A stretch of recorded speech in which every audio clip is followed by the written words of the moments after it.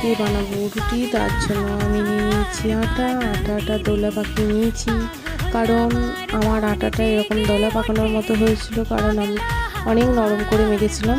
এখন বেলে এখন গ্যাসটা জ্বালিয়ে নিচ্ছি। বেলা হয়ে গেছে, আমার একটা ফ্রাইং প্যান বসিয়ে নিয়েছি। এখন রুটিটা সেঁকে নিচ্ছি। এখন রুটি বেলছি, যেটা তোমাদের সাথে শেয়ার করেছি, আমি নিজেকে দেখিয়েছি যেটা। তারপর আমি রুটিটাকে ফোলানোর চেষ্টা করছি। অলরেডি আমার রুটি ফুলেছে, দেখো খুব সুন্দরভাবে ফুলেছিল আমার রুটিটা, ঠিক এরকম হয়েছিল।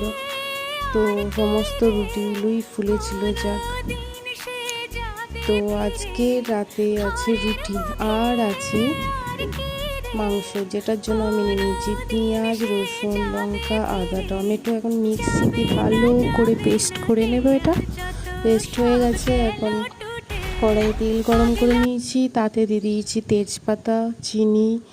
এখন মিক্সিতে পেস্ট করা মশলাটা দিয়ে ভালো করে কষিয়ে নিয়ে তাতে দিয়ে দেবো গুঁড়ো মশলা দেওয়া হয়ে গেছে। ভালো করে কষিয়ে নিয়ে দিয়ে দেবো মাংসটা এখন কষাতে থাকবো। নুন দিয়ে আরও একবার ভালো করে কষাতে থাকবো।